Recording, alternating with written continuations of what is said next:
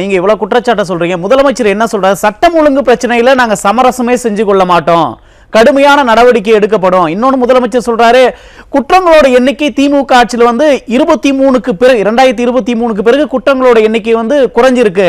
குறிப்பா கொலைகள்லாம் 7% குறைஞ்சிருக்கிறதால புள்ளி விவரங்களை முதலமைச்சர் சொல்றாரு. இந்துல இன்னைக்கு பத்திரிகையில இருக்குது, அதை எடுத்து ஃபெடரல் ஏஜென்ட் போட்டிருக்கான்.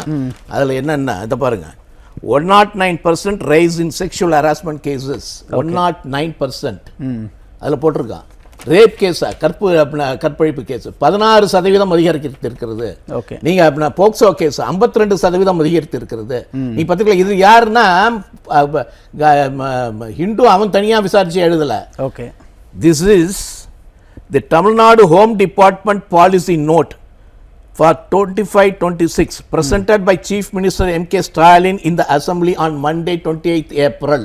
அவர்கள் கொடுத்த தரவு. அதனால இது பொய்யான தரவுன்னு சொல்ல முடியாது. ஓன் தரவுலயே என்ன இருக்குன்னா 109% பெண்களுக்கு எதிரான குற்றம் அதிகரித்திருக்கிறது, தெளிவாக இருக்கிறது. அப்படி இருக்கிற பொழுது நான் அதான் சொல்றேன்னு, நீ அந்த பெண் காவலரை நீ பாலியல் சீண்டல் சீடுற உடனே போய் அதை தடுத்திருந்து அவன் மேல நடவடிக்கை எடுத்திருந்தா இன்னொரு குற்றம் நடக்க